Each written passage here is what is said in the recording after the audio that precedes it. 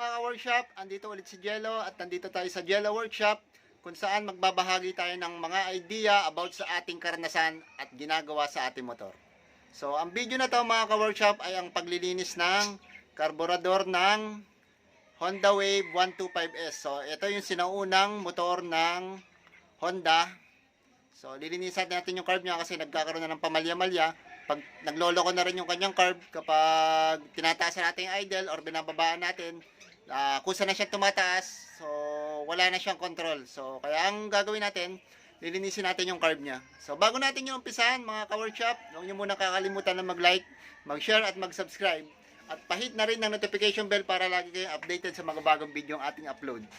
So yun lang mga ka-rider, mga ka-workshop. Ingat tayo palagi sa ating pagmamaneho. God bless.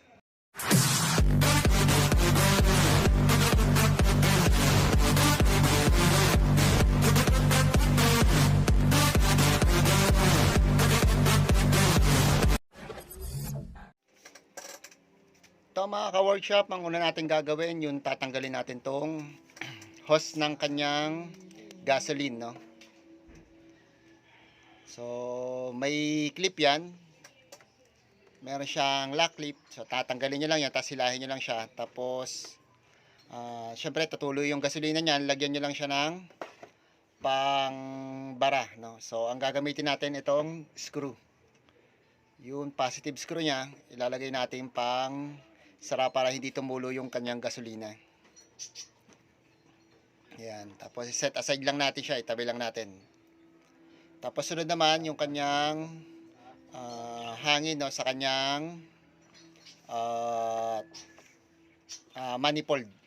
Tatanggalin din natin. Dalawa kasi yan, isa sa gasoline, yung hose na yun, tsaka isa sa may manifold.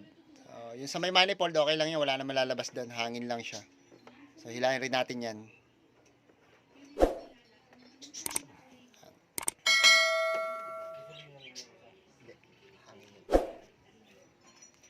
Pag nahila natin, punta na tayo dito sa part na to kasi itong side flarings lang na to ang tinanggal natin, no? Itong banda sa unahan. Tatanggalin naman natin itong bolt na to. Ang size ng bolt na yan ay 8mm na yabe or socket wrench o close wrench. Tapos ito, tatanggalin din natin. Yan, tanggalin muna natin itong nasa kanyang ibabaw. Ito yung nasa cable. Sa cylinder natin, yung cable na to, ito yon. Tanggalin lang natin. Iikot nyo lang yan, counterclockwise. Yan. Yan, tapos matanggal yan. So, itabi nyo lang rin siya sa isang side. Yan. Tapos, dako na tayo dun sa bolt na 8mm. Tatanggalin na natin yan. Yan. Itong motor na to, siguro matagal na rin hindi nalilinis yung carb niya kasi old model ng motor to. Kaya siguro ganon kapag tinataasan or binababaan natin yung minor, kapag umaandar na siya at uminit, tumataas ng kusa yung kanyang minor, no?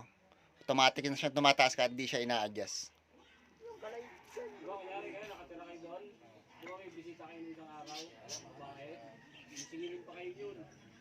Ayan mga ka-workshop, natanggal na natin siya. So, pati manifold, tinanggal na rin natin, no? Sama na natin siya sa lilinisan. Tapos, takpan nyo lang to para hindi pasukin ng dumi yung butas na to. Yung pinagtanggalan nyo. So, ito ang ating manifold, tsaka yung ating carb. So, tatanggalin nyo rin yung dalawang tornilyo na yun, nakakabit sa manifold. Ang size niyan ay size 10 naman na socket wrench or T-wrench. Actually, size 8 lang rin siya eh. Ang problema lang, palit na rin kasi isa kaya 10 na. Tapos yan, tanggalin nyo lang. So, ito yung kanyang rubber gasket. Ito pa rin ikakabit natin. Ang problema nito, kulang na yung rubber gasket niya. Isa na lang nakalagay. Dapat dalawa yan. Isa dito, yan nakakabit sa carb. Tsaka isa naman dito sa kanyang spacer. Tapos kalasin na natin siya isa-isa.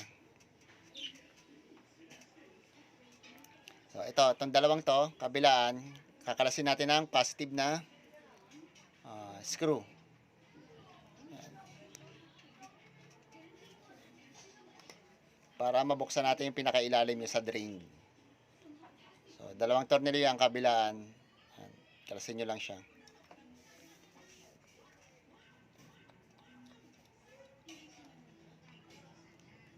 Yan, tapos yan ang makikita nyo sa loob. So, madumi, no? Kita nyo, madumi na. So, wala na siyang gasolina kasi na-drain na siya kanina. Tapos ito, itong kulay puti na to, itong plotter, ito yung lock niyan to. Hihilahin nyo lang tong maliit na alambre na to. Yan, hilahin nyo lang siya.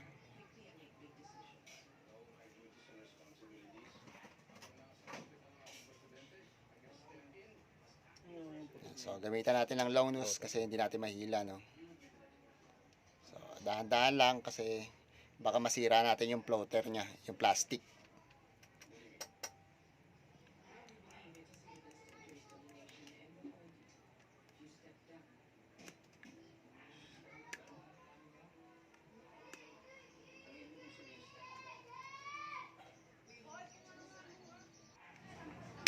So, ayan, tanggal na natin.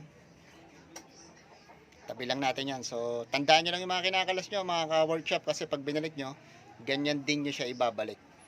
So, dito sa plotter, meron dyan maliit na pin. So, ayun yung kulay itim na yon, yung maliit na yan. Nasisira din yan kapag wala na siyang tulis. So, sira na yan. So, kailangan na natin siyang palitan. So, may repair kit naman na nabibili. Pero dito, hindi tayo magpapalit ng repair kit. Nilinisin lang natin siya kasi okay pa naman siguro. Titignan rin natin, check natin. Tapos itong dalawang to, tatanggalin natin to, flat screw naman. Itong dalawa na magkatabi. Counterclockwise lang din ang ikot.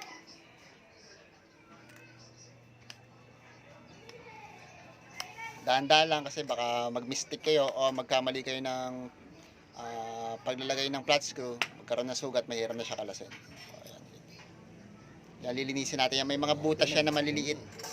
Doon dumadaan yung atin hangin, tsaka yun fuel, air and fuel natin dyan pumapasok sa maliliit na yan. Kaya lilinisan natin siya, bubugahan natin siya ng hangin. Ngayon kung wala naman kayong pambuga ng hangin nun, pwede na yung karayom, no? Yung maliliit na butas, sundutin nyo lang, tapos hugasan nyo siya ng gasolina. Sunod naman natin to, itong part na to. Kailangan may balik to. Pag hindi na balik to, wala na. Hindi ko alam kung anong tawag dito, pero parang diaphragm siya eh. Meron ditong spring, kaya pag kinalas nyo itong dalawang to, dahan-dahanin nyo lang kasi may tatalsik na spring dyan. Kaya alalayan nyo ng daliri nyo pagkakalas. Yan o, may spring. Parang diaphragm siya na maliit. Yan. Dahan-dahanin nyo lang at baka masira. Ganyan siya goma.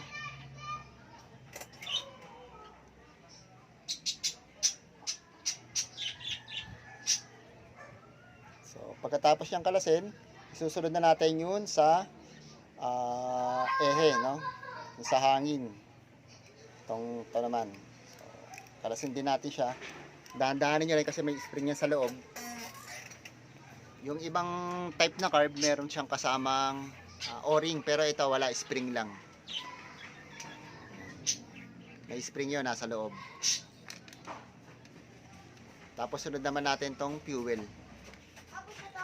Sorry, ito naman yung sa hangin. Yung una natin kinalas yung sa fuel, may spring yun. Ito yung sa hangin, meron din tong spring. Ulitin ko ulit yung sa ibang carb, meron siyang kasamang o-ring na maliit. Maliit na o-ring, kaya minsan iingatan nyo dahil tumatalsik yun. Sisilipin nyo siya muna kung meron siyang o-ring o wala. Etong type na to, wala naman, spring lang. Ito, yan, spring na yan. Kung hindi nyo masyadong kabisado yung pagkakalas, at hindi kayo malito, ang gawin nyo, pag samasamahin nyo yung magkakasama na bolt na kinalas nyo, para pag binalik nyo, sila rin yung magkasama. So ayan, lilinisin natin yan. So okay na, hindi na natin tatanggalin yun sa kanyang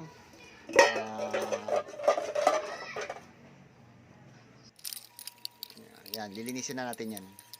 Linisin nyo lang, brush lang ng sipilyo at gasoline.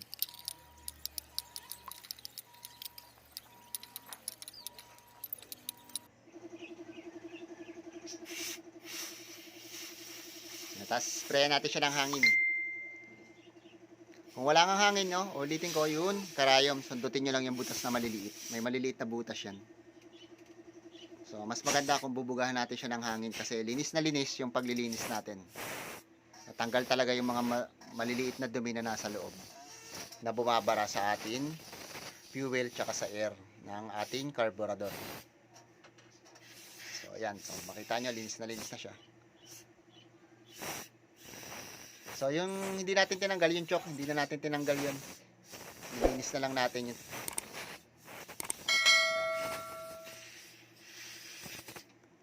Bugahan nyo lang ng hangin, lalong-lalo na yun sa air and fuel mixture nya.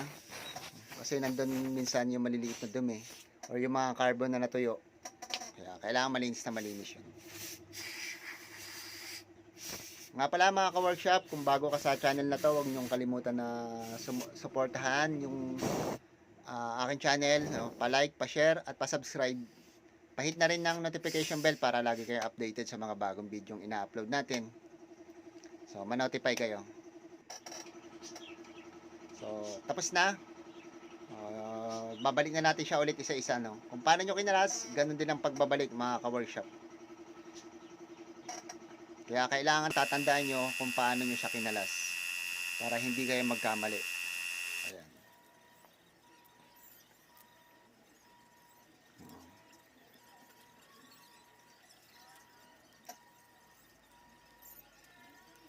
O nga pala sa mga disclaimer, kung mas magaling kayo at kung alam nyo na to, saludo na lang sa inyo at thumbs up. Ngayon sa mga baguhan, itong ginagawa natin, idea lang, no? Kasi ito yung atin actual na ginagawa sa mga motor. So, magkaroon kayo ng idea kung paano gagawin nyo.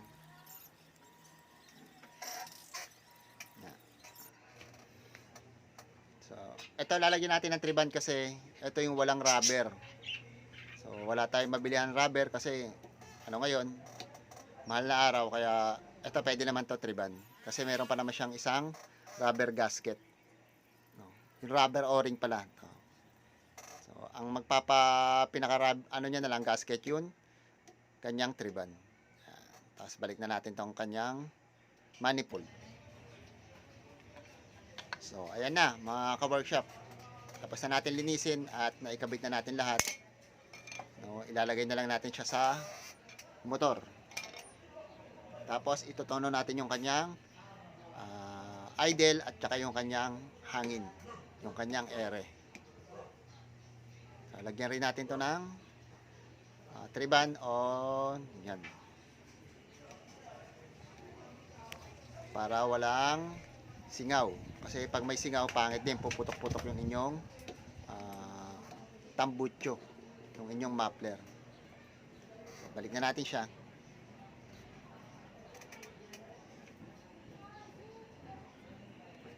Tsaka pag gumagawa kayo ng motor, no, kailangan wag nyo mamadaliin kasi kailangan dahan-dahan lang, lalo na kung bago lang tayo, hindi tayo familiar sa paggagawa ng ganito para hindi tayo magkamali. Yan.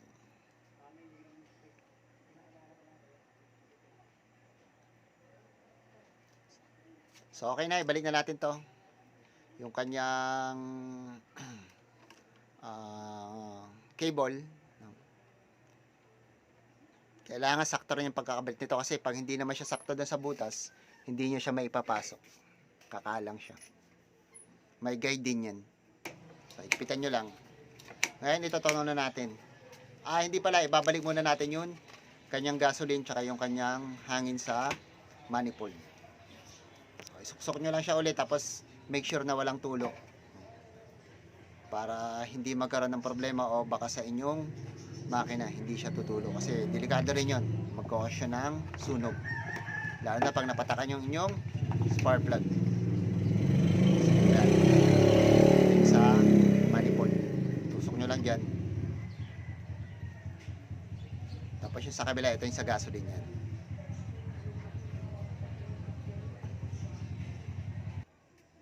Yan, ngayon na-adjust na natin. Totono na natin, no? Ang hangin, kung itong ere, kailangan, yung iba sinasabi, 2.5 turns, 3 turns. Pero tayo, mag-uumpisa tayo sa 1.5 turns. So, Tansyahin nyo lang kung saan nakatapat yung guhit. Pag inikot nyo, kalakalahati, tapos 1 turn nyo. So, yan, half turn. Tapos isa pang ikot. Isa pang, yan, 1 turn. Tapos, kalahati pang ikot, 1.5 turn. Dahan-dahan lang siya. Huwag nyo yung, pag inikot nyo, parang ang bilis na tapos na agad. Dahan-dahanin nyo lang din.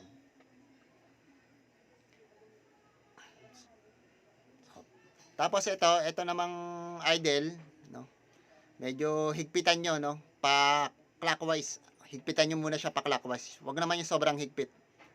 Higpitan nyo lang na alam nyo na mahigpit na siya. Tapos start natin yung ating motor. Kaya mga ka-workshop, sa pag-start ng motor, maririnig nyo mataas yung kanyang takbo, no? Kumbaga maginig, malakas siya kasi kailangan pa natin ito, no? So, diyan na natin babawasan tong kanyang idle o yung kanyang gasoline o yung kanyang minor na tinatawag. So, dahan-dahan lang pa counterclockwise. Dahan-dahan yung huwag yung maikot na mabilis. Dahan-dahan lang ang pagbawas. Hanggang sa marinig nyo na yung smooth na yung takbo ng inyong motor. Tapos, pag pinabomba nyo siya, kailangan hindi siya mamamatay. Ito makuha nyo yun. Magandang sound ng motor na hindi kami siya mamamatay. Sobrang baba. Hindi rin sobrang. Yun ang tamang pagtutono ng ating carburetor. Kapag okay na siya, testing sa paanda rin. Kapag okay na siya, hindi namamatay, ayos na yung pag-adjust ng inyong minor. So, yun lang mga ka-workshop. Sana meron akong na-share sa inyong kaunting idea about sa paglilinis ng carb at pag-totono nito, no? Ganun lang ang procedure mga ka-workshop. Sana nagustuhan nyo yung video na to. O nga pala, ulitin ko, huwag nyo kakalimutan na mag-like, mag-share at mag-subscribe. At pahit na rin ng notification bell para lagi kayong updated sa mga bagong video yung ating ina-upload. So, ibalik na natin yung kanyang cover. Wala kasi siyang L-filter. Ingat sa inyo mga paps. Ride safe sa atin lahat. God bless and goodbye.